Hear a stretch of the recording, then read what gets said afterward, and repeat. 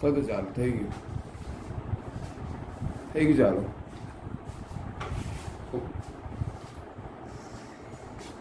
અગિયાર science chemistry રસાયણશાસ્ત્ર. આજે આપણે આયનિક સંયોજનોના અણુસૂત્રની બનાવટ કઈ રીતે કરવાની એની અગત્યની સમજૂતી આપીશું. પહેલા તો આયનિક સંયોજનો કોને કહેવાય? તો કે જે સંયોજનો એક ધન આયનના બનેલા હોય અને બીજું ઋણ આયનના બનેલા. ધન આયન અને ઋણ આયનના જોડાણથી જે સંયોજનો બને તો તેને આપણે આયનિક સંયોજનો તરીકે ઓળખવામાં આવે છે. હવે આયનિક સંયોજનનું જો આપણે અણુસૂત્ર શીખવું હોય, અણુસૂત્રની રચના, તો તમારે પહેલા ધન આયન લેવું પડે, પછી એક ઋણ આયન લેવું પડે. ધારો કે એ ધન આયન છે, વાસ્તવમાં એ નામનું તત્વ આવર્ત અષ્ટકમાં નથી, પણ એ દરેક ધન આયનનું પ્રતિનિધિત્વ કરે છે.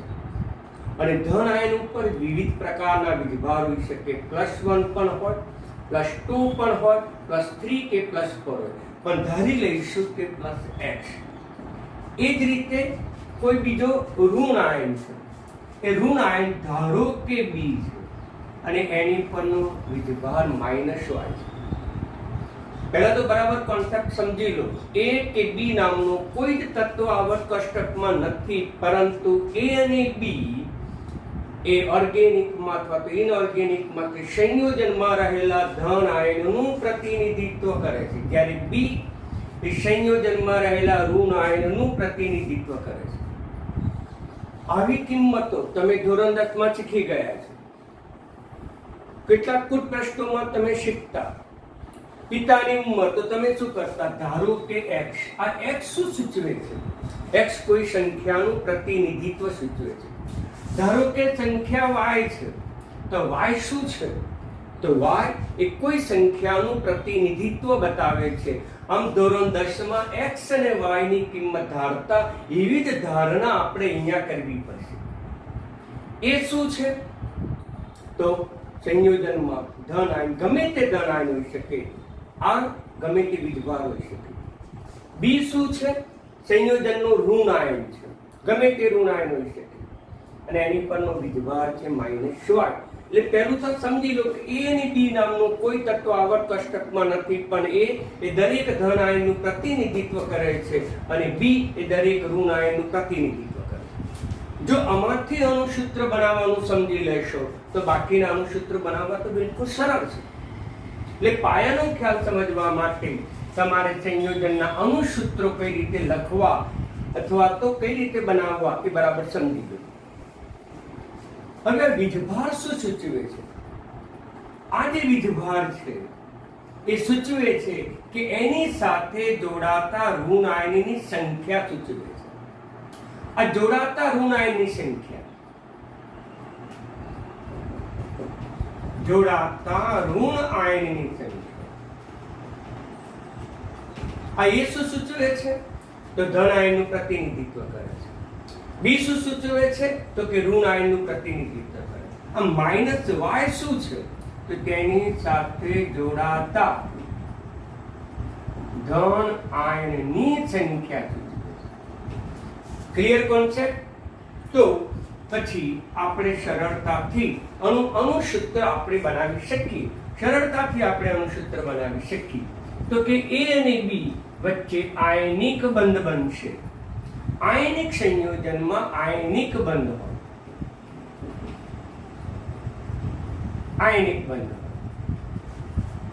એ અને બી વચ્ચે આયનિક બંધથી જોડાણથી સંયોજન.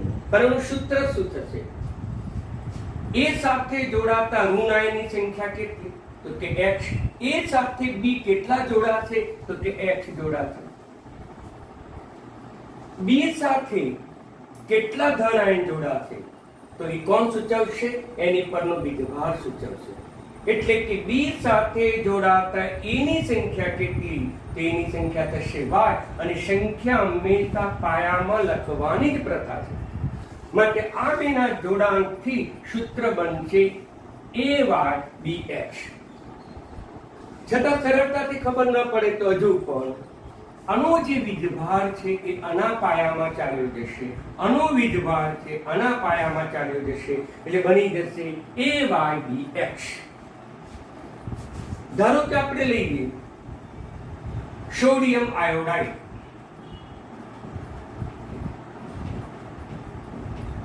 Sodium iodide. વિદ્યાર્થી મિત્રો, ગઈકાલે મેં તમને દરેકના વીજભારનું એક માહિતી પેમ્પલેટ મોકલી આપ્યું હતું, તમે નોટમાં ઉતાર્યું હશે. સોડિયમ ઉપર કયો વીજભાર છે તો કે +1. આયોડાઇડ, આયોડાઇડ એટલે આયોડિન સૂચવે છે અને એની પરનો વીજભાર છે -1. એટલે આ સોડિયમને તટસ્થવા માટે કેટલા આયોડિનની જરૂર પડશે તો કે 1 આયોડિનની જરૂર પડશે. એટલે NaI બનશે ત્યારે 1 આયોડિનની જરૂર પડશે. આયોડિન સાથે જોડાતા ધન આયનની સંખ્યા કેટલી તો ધન આયનની સંખ્યા કેટલી તો કે આ સૂચવે, એટલે એ પણ 1 સૂચવે છે. ન સમજણ પડે તો આ એકના પાયામાં જાય, એકના પાયામાં જાય, આ રીતે સૂત્ર બને. પણ આપણે 1 લખવાની ક્યારેય પ્રથા જ નથી, એટલે સોડિયમ આયોડાઇડ તરીકે આપણે લખીએ છીએ. તો આ રીતે આપણે લખી શકીએ સોડિયમ આયોડાઇડ. એ જ રીતે લખીએ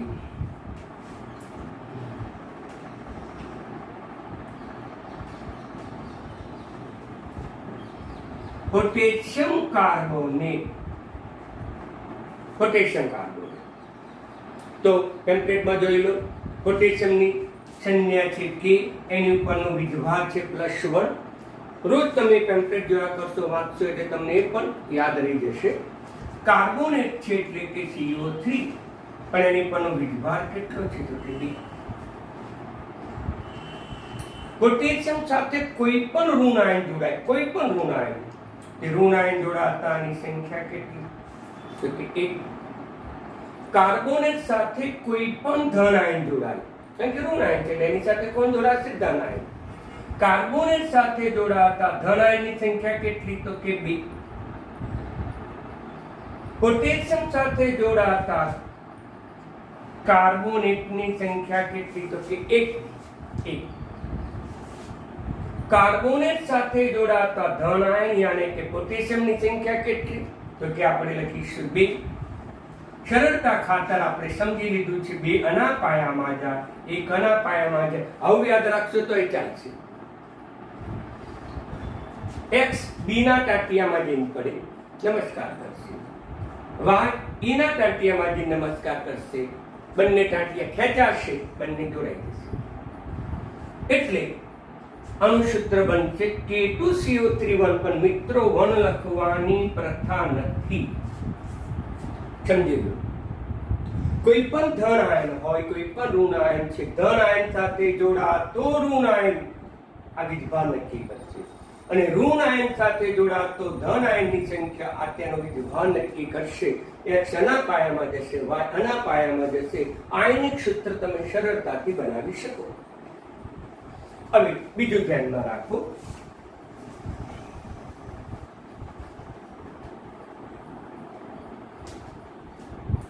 સમજ કે ધારો કે કોઈ ધન આયન AX છે, એનો અર્થ એમ થયો કે આ ધન આયન 2 તત્વનો બનેલો છે. જેમ કે આપણે કહી શકીએ NH4 એમોનિયમ. કેટલા તત્વોનો બનેલો છે? એક નાઇટ્રોજન અને એક હાઇડ્રોજન. મિત્રો, જો ફરીથી કહું છું કે ABAX નામનું કોઈ તત્વ, કોઈ સંજ્ઞા આપણા આવર્ત કોષ્ટકમાં નથી, પરંતુ સરળતાથી સમજવા માટે, દરેક ધન આયન કે ઋણ આયનનું પ્રતિનિધિત્વ કરવા માટે, સમજૂતી માટે આવા આપણે સંકેતોનો ઉપયોગ કરીએ, જે મારી ઇન્ટરનેશનલ ફોર્મ્યુલા છે. હવે લઈએ બી. X ઉપર અથવા તો આખા પદાર્થ ઉપર ધન આયન ધારો કે -A છે. બી ઉપર ધન આયન ધારો, ઋણ આયન, મારી ભૂલ થઈ, ધન આયન ધારો કે A છે અને ઋણ આયન ધારો કે B છે. આ ધન આયન સાથે જોડાતા ઋણ આયનની સંખ્યા કેટલી તો કે A જેટલી. આ બી આયન સાથે જોડાતા ધન આયનની સંખ્યા કેટલી? તો કે બી જેટલી. આ વીજભાર એની સાથે જોડાતો ઋણ આયનની સંખ્યા સૂચવે. આ વીજભાર એની સાથે જોડાતા ધન આયનની સંખ્યા સૂચવે. બીજી સરળ પરિભાષામાં આપણે કહીએ તો આ એ આના પાયામાં જશે તો બી આના પાયામાં જશે, એટલે સૂત્ર બનશે AX બી અને પછી BE. પરંતુ ધ્યાન રાખો મિત્રો, આ સૂત્ર સાચું નથી. કેમ સાચું નથી? કે અહીંયા આ જે સંયોજન છે ધન આયન છે, બે તત્વોનો બનેલો છે A અને X. જો તમે આ રીતે લખો તેનો અર્થ એમ થયો કે X ની સંખ્યા જ B છે, જ્યારે A ની સંખ્યા B નથી. તો A ની સંખ્યા પણ સૂચવવી પડે. તો પછી આવું જ્યારે સંયુક્ત આયન હોય, બે તત્વોનું બનેલું આયન હોય, એની સંખ્યા સૂચવવા માટે આખો ધન આયન કે આયન એ આપણે કૌંસમાં લખવાની પ્રથા છે. મિત્રો આ જ પ્રોબ્લેમ છે તમારે, કૌંસ ક્યારે આવે, કૌંસ ક્યારે ના આવે. બરાબર ક્લિયર સમજી લો. આ એમોનિયમ છે, એમોનિયમ સલ્ફેટનું સૂત્ર મારે બનાવવું છે, એમોનિયમ સલ્ફેટ. તો આની સાથે જોડાતા ઋણ આયનની સંખ્યા કેટલી? તો કે 1. આની સાથે ધન આયન જોડાય, ધન આયનની સંખ્યા કેટલી? તો કે 2. સાદી પરિભાષામાં 2 આના પાયામાં જાય, 1 આના પાયામાં. તેથી સૂત્ર બની જાય NH4 twice SO4. ક્લિયર? આ રીતે લખાય નહીં. આનું અર્થઘટન અલગ અલગ થાય. 42 પણ સૂચવે, હાઇડ્રોજનની સંખ્યાનું સૂચન કરે, જ્યારે નાઇટ્રોજનની સંખ્યાનું સૂચન થતું નથી. આખો ધન આયન બે તત્વોનો બનેલો છે, અને બે તત્વોનો બનેલો છે. આખા ધન આયનની સંખ્યા કેટલી જોઈએ? તો કે 2. અને આખા ધન આયનની સંખ્યા 2 છે. આમ આ બે તત્વોનો બનેલો ધન આયન છે, અને એવા ધન આયનની સંખ્યા સૂચવવા માટે આપણે 2 લખવાની પ્રથા છે. એ વખતે કૌંસ કરવો ફરજિયાત છે. સમજી લો ક્લિયર કોન્સેપ્ટ. કૌંસ ક્યારે આવે? કે જ્યારે ધન આયન કે ઋણ આયન એક કરતા વધારે તત્વોનો બનેલો હોય, ત્યારે એની સંખ્યાનું સૂચન કરવા માટે એ ધન આયન અથવા ઋણ આયન આવશ્યકતા પ્રમાણે આપણે કૌંસમાં લખવું પડે. બીજું લઈએ એલ્યુમિનિયમ સલ્ફેટ. એલ્યુમિનિયમ સલ્ફેટ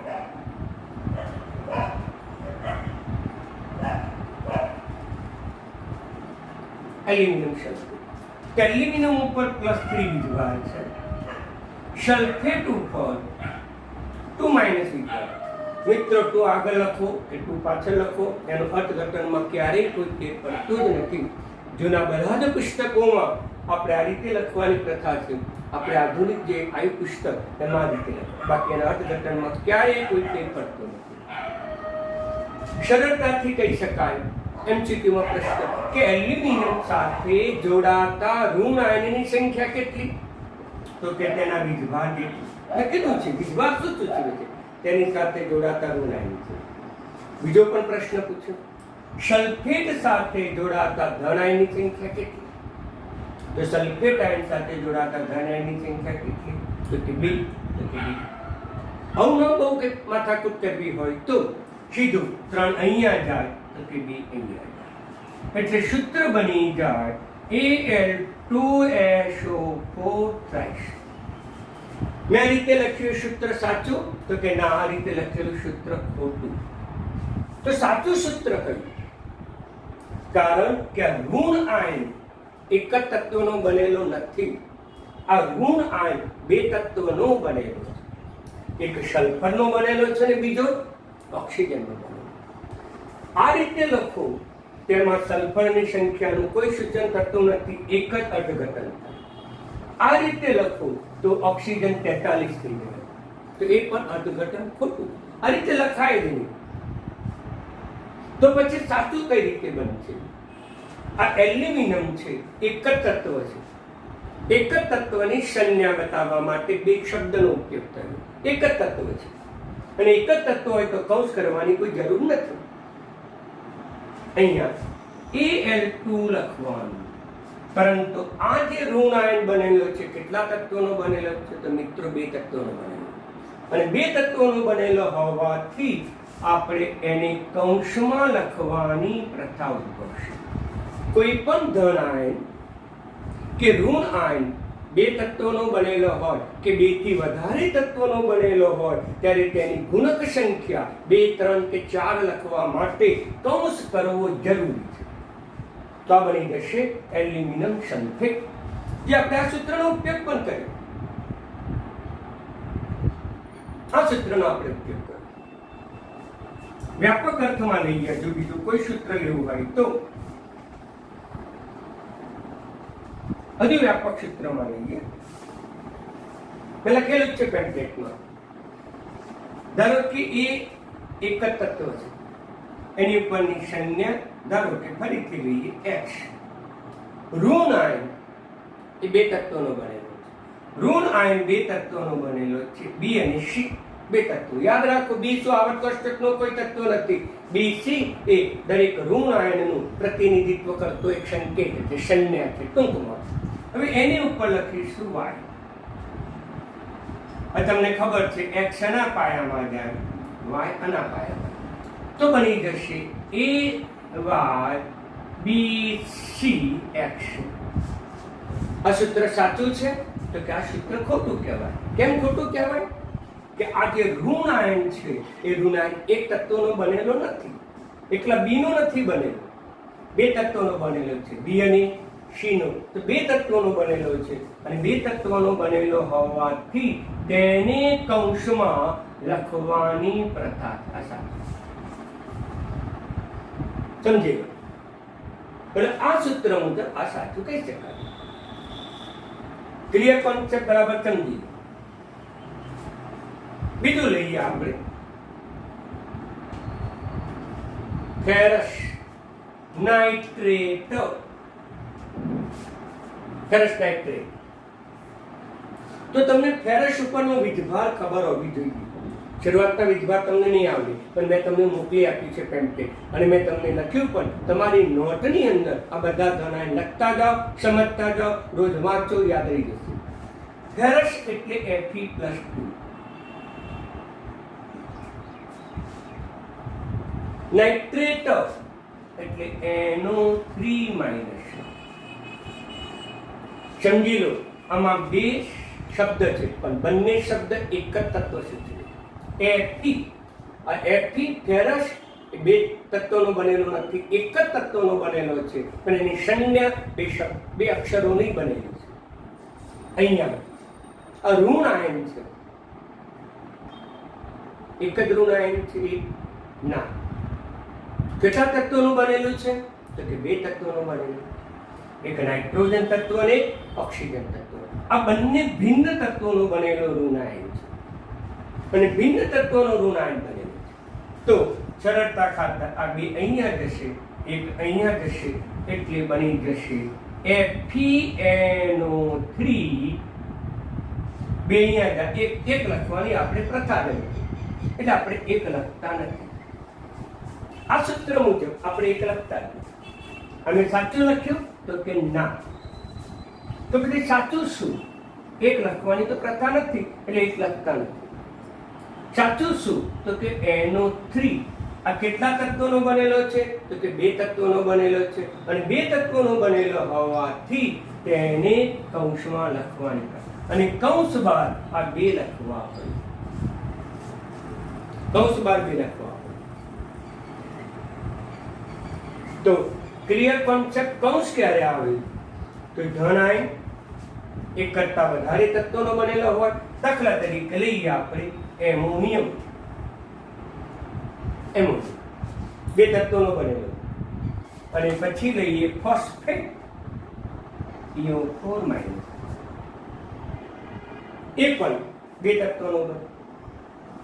એક અહીંયા જાય, 3 અહીંયા જાય, તો બોલો સૂત્ર શું બને? વિચારો. તો NH4 3, પછી એની સાથેનું પ્લસ ચિહ્ન કાઢીને PO4 1, પણ 1 લખવાની પ્રથા નથી, પણ સૂત્ર આ રીતે ન લખાય. શું કરવું પડશે? કૌંસ કરવું. કોને? ધન આયનને કે ઋણ આયનને? તો અહીંયા ધન આયનની સંખ્યા ગુણક પ્રમાણમાં છે, માટે સાચું લખવું હોય તો NH4 3PO4 આવું સૂત્ર લખવું. આ ખોટું સૂત્ર છે, સાચું સૂત્ર. યાદ રાખો કે ધન આયન 2 તત્વોનો બનેલો હોય અથવા તો ઋણ આયન 2 તત્વોનો બનેલો હોય ત્યારે તેની સંખ્યા દર્શાવતી વખતે ધન આયનને કૌંસમાં કરો અથવા તો ઋણ આયનને કૌંસમાં કરવાની પ્રથા છે. મિત્રો, ક્લિયર કટ ખ્યાલ આવી ગયો કે કૌંસ ક્યારે થાય અને કૌંસ ક્યારે ન થાય. બીજી વસ્તુ,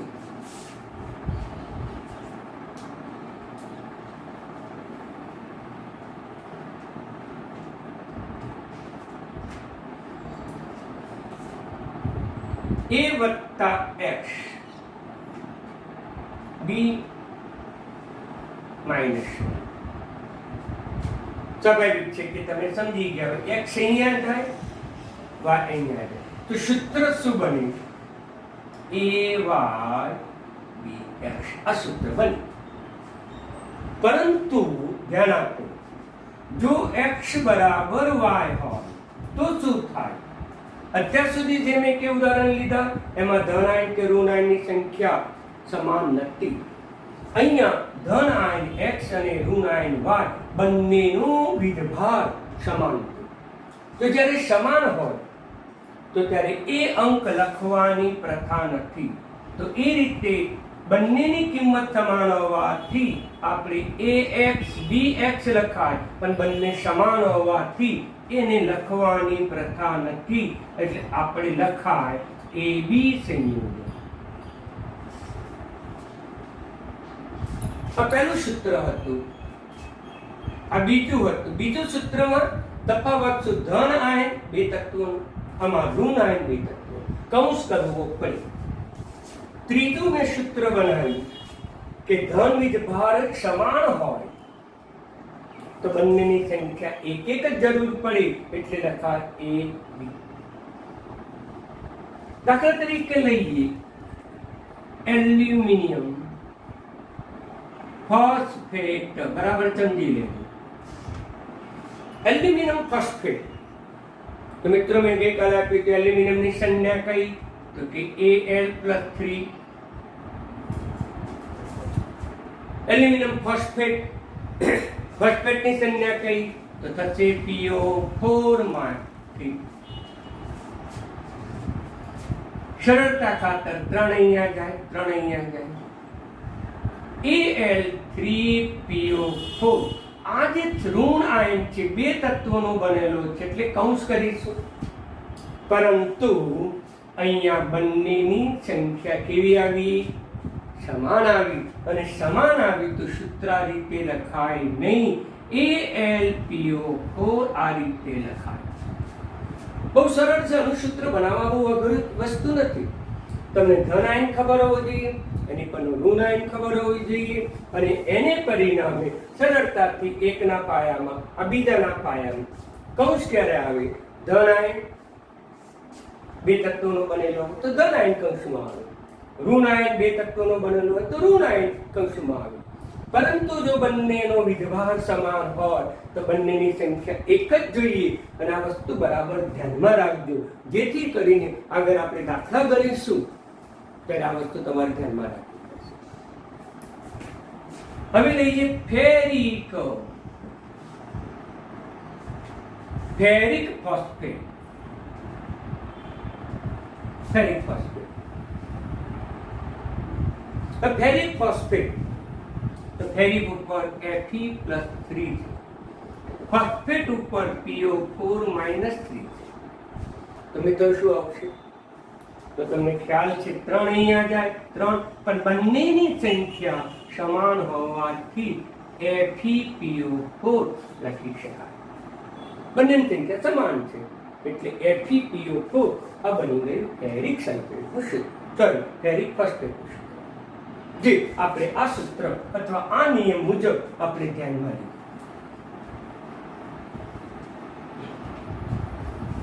કેલ્શિયમ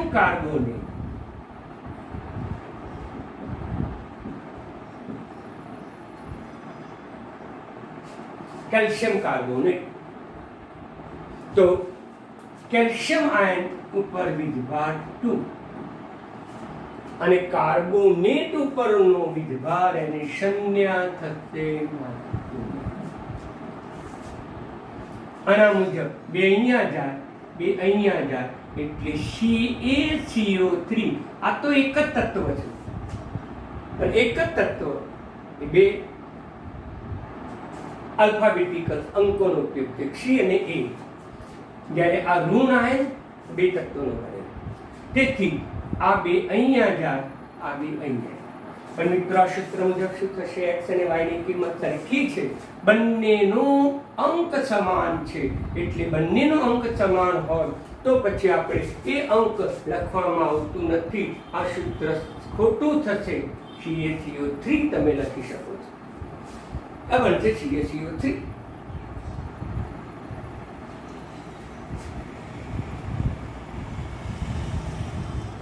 મેં બધા જ પ્રકારના નિયમો શીખવાડી. અગત્યનું છે હવે કેટલાક તત્વો એવા છે, બરાબર ધ્યાન આપજો.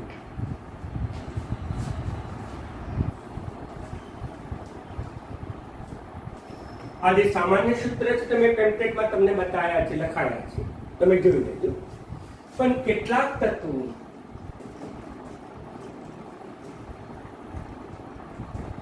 એક કરતા વધારે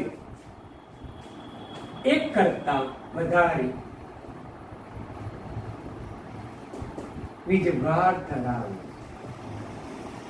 કેટલાક તત્વો એક કરતા વધારે વીજભાર ધરાવે અને ખાસ કરીને ડી જૂથના તત્વો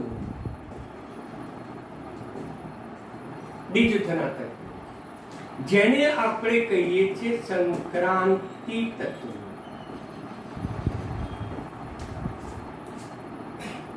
ડી જૂથના તત્વો અથવા સંક્રાંતિ તત્વો, અને એમાં આપણે બહુ જરૂર નથી.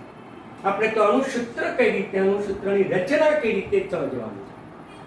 કેટલાક તત્વો એક કરતા વધારે વીજભાર ધરાવે છે, એક કરતા વધારે. તો ધ્યાન આપો, મોસ્ટ ઇમ્પોર્ટન્ટ છે. વીજભાર ઓછો હોય તો આવે અસ પ્રત્યય, જે તમે અગાઉના ધોરણમાં અભ્યાસ કર્યો છતાં રિવાઇઝ કરું છું. વીજભાર ઓછો હોય તો અસ પ્રત્યય આવે. જો વીજભાર વધુ હોય તો કયો પ્રત્યય આવે? એક પ્રત્યય આવે. પહેલું ઉદાહરણ લઈએ, Fe+2. મિત્રો બરાબર ધ્યાન આપો, અને Fe+3. આનો વીજભાર ઓછો છે માટે કયો પ્રત્યય આવશે? અસ. માટે આનું નામ બની જશે ફેરસ. તત્વ એક જ છે, આનો વીજભાર ઓછો છે, અસ પ્રત્યય લીધું ફેરસ. અહીંયા તત્વ એક જ છે પણ વીજભાર વધુ છે, અને સાપેક્ષનો વીજભાર વધુ, અને વીજભાર વધુ હશે એટલે કયો પ્રત્યય આવશે? એક. એટલે આનું નામ બનશે ફેરિક. યાદ રાખો. અને આ બધું યાદ રાખવા માટે તમારે રોજ વાંચી નાખવાનું. એક છેલ્લેથી કોઈ વાર્તા વાંચતા હોય એ આપણને યાદ રહે છે કે નહીં, એની સાથે આપણે બહુ ધ્યાનમાં નહીં લેવાનું. યાદ રહી જ જાવ ઓટોમેટિક અમારી રીતે. એમાં કોઈ ટેન્શન લેવાની જરૂર નથી કે યાદ રહેશે કે નહીં. યાદ રહે માટે જ મેં તમને લેખિત પેમ્પલેટ અગાઉ મૂકી આપ્યું. નોટમાં ઉતારવાનું માટે કીધું છે. ન ઉતાર્યું હોય તો હવે ઉતારતા જાઓ, અને ત્યાર પછી આ સંયોજનના સૂત્રો કઈ રીતે બને એ સમજતા જાઓ. આ સંયોજનના સૂત્રો અને એમાંથી કેટલાક ઉદાહરણો મેં લખ્યા પણ છે, છતાં પણ બીજા હું એક્સરસાઇઝ સ્વરૂપમાં તમને મોકલી આપીશ. નંબર 2 Hg+1 અને Hg+2 અહીં પર +2 કેમ આવ્યો, +3 કેમ આવ્યો, +1 આવ્યો, કેમ +2 આવ્યો, એ હાલ આપણે એમાં બહુ ડીપમાં જવાની જરૂર નથી. એ તમને જ્યારે ઇલેક્ટ્રોન રચના સમજાવીશ, આવર્ત કોષ્ટક સમજાવીશ, ત્યારે પણ તમને સરળતાથી આ બધું યાદ રહેશે. સરળ છે, બહુ અઘરું કેમિસ્ટ્રી નથી, પણ પાયાનો ખ્યાલ સમજવો. મેં અગાઉના લેક્ચરમાં અણુભાર ગણવાનું બિલકુલ સરળ હતો. આ લેક્ચરમાં અણુ સૂત્રની રચના એ પણ બિલકુલ સરળ છે. એક ધન આયન લો, એક ઋણ આયન લો, બંનેનું જોડાણ કરો. ત્યારે કૌંસ આવે ના આવે એટલી બાબત ધ્યાનમાં રાખવાની. તો અહીંયા ફરીથી ધ્યાન આપો, અણુ વીજભાર ઓછો છે. ઓછો છે એટલે કયો પ્રત્યય આવશે? અસ. એટલે એનું નામ બનશે મર્ક્યુરસ. તો પછી આનું નામ શું આવશે? આનું નામ આવશે મર્ક્યુરિક. નામ બનશે મર્ક્યુરી. ત્રીજું ઉદાહરણ લઈએ, કોપર +1 કોપર +2. આનો વીજભાર ઓછો છે, આની સાપેક્ષે વીજભાર ઓછો છે માટે કયો પ્રત્યય આવશે? અસ. માટે આનું નામ થશે ક્યુપ્રસ. આનો વીજભાર આની તુલનામાં વધુ છે માટે કયો પ્રત્યય આવશે? ઇક. એટલે બનશે cupric. Cupric. Number 4 Hn+2 Hn+4. મિત્રો, આ વીજભાર કઈ રીતે આવ્યા એ તમારે અંકો જવાની જરૂર નથી, સમજવાની પણ જરૂર નથી. ખાલી યાદ રાખો, સમજવું. ધીમે ધીમે બધું યાદ રહી જશે. ઇલેક્ટ્રોન રચના સમજાવીશ ત્યારે એનો તમને આ પૂર્ણ ખ્યાલ આપીશ, ત્યારે તમને મારી જેમ પણ બધા યાદ રહી જશે. આનો વીજભાર ઓછો, અસ પ્રત્યય આવશે માટે બનશે સ્ટેનસ. આનો વીજભાર આની સાપેક્ષમાં વધુ, કયો પ્રત્યય આવશે? તો કે ઇક પ્રત્યય આવશે માટે બનશે સ્ટેનિક. ક્લિયર? બરાબર સમજી ગયો. ઉદાહરણ તરીકે લઈએ ફેરસ સલ્ફેટ. બીજું લઈએ ફેરિક સલ્ફેટ. આ બંનેના સૂત્ર એક નહીં હોય, બંનેના સૂત્ર જ અલગ હશે. ફેરસ એટલે આપણને ખબર પડવી જોઈએ, અસ પ્રત્યય છે, Fe બે વીજભાર ધરાવે એટલે Fe+2 થશે. સલ્ફેટ એટલે બનશે SO4. આ બે જશે, આ બે જશે, પણ બે લખીશું ના. આ નિયમ અનુસાર બંનેની સંખ્યા સમાન છે, બંનેનો વીજભાર